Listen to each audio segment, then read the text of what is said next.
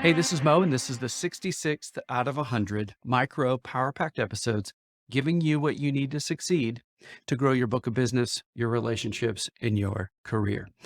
We're into a really interesting set of 5 episodes here. This is the first one of these 5, and it's all about effective and strategic client planning. Now, here's the deal. What we found almost universally true is even the best of the best organizations typically do not have a very robust client planning process that also has an execution tail where people figure out what we're going to do for on a client team to retain and grow that book of business outside of the kind of things we do now and execute on that over time.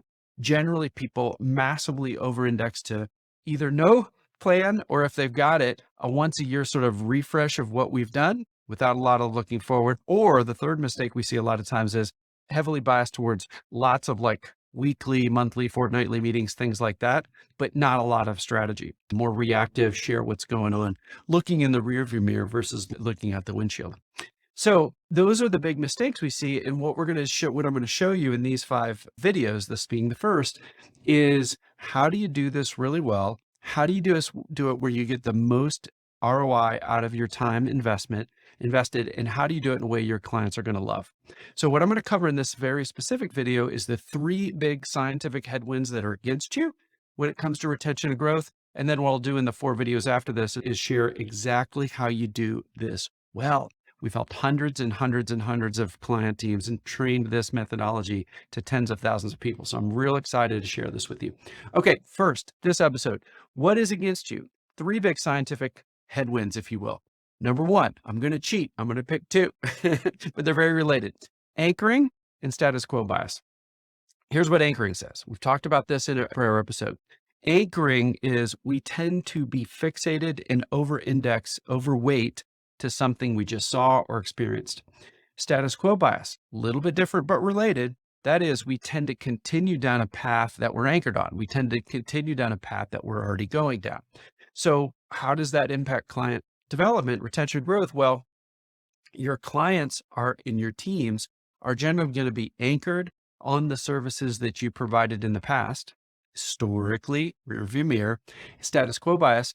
They're also likely to want to hire you for those areas in the future, but not necessarily new areas. And your client team will subconsciously be thinking about the kind of things we've done for that client before and think they do those things with us as opposed to other things.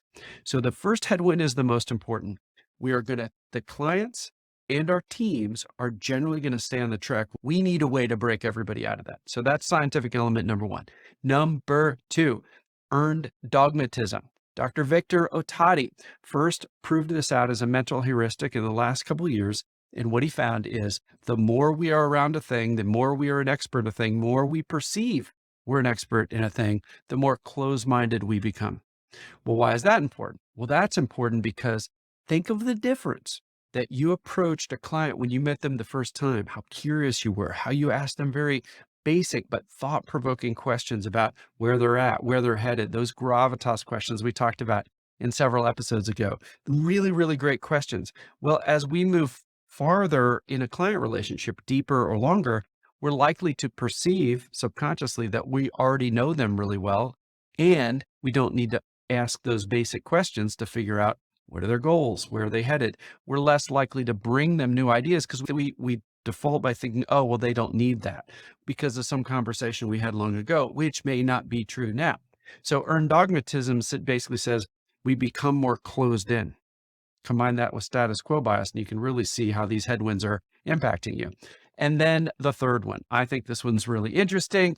Dr. Richard Robbins, Jennifer Beer, they coined a term called self-enhancement bias. Again, relatively recently proven out statistically. And it basically says we grade ourselves on a curve.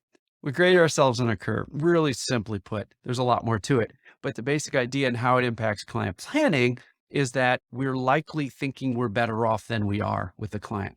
Man, when you add up all 3 of those big client headwinds when it comes to retention and growth, they're going to tend to stay down the track we are and not expand. 2, we're likely to be more closed-minded and not ask enough great questions of clients to keep the sort of the magic alive and learn what's important to them every month, every quarter, every year, whatever. And then that third one, we're likely to think we're better off than we are. Throw all those into a big soup and stir it up, and it's not good.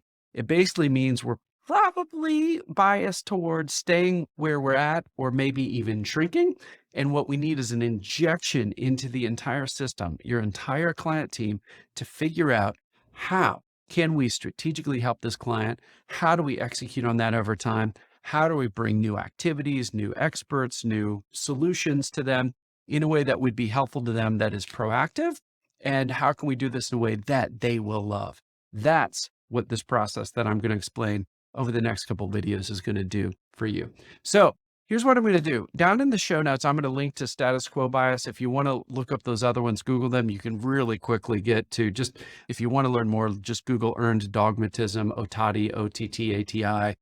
Google self-enhancement bias. You'll probably get really close to the Robbins and Beer study if you add their last names if you want. But if you want to dig deeper into those, do it. But I'm going to put down in the show notes the link to status quo bias. I think that's the most important one. That might be good to share with your team and say, hey, here's why I'm getting the team together. I'm going to follow this process I learned from Bundle Idea Group. But let's think about the power of status quo bias as it relates to this client relationship we're going to meet on. So sending people the science ahead of time can be really helpful. All right. So that's the next thing. In the next couple episodes, I'm going to talk about all the steps you need to do this successful so you can do this really, really powerfully.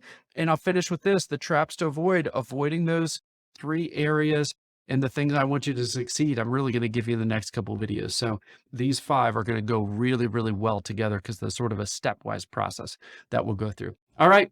I'll finally close with this. As with all these videos, I hope this one helps you help your clients succeed.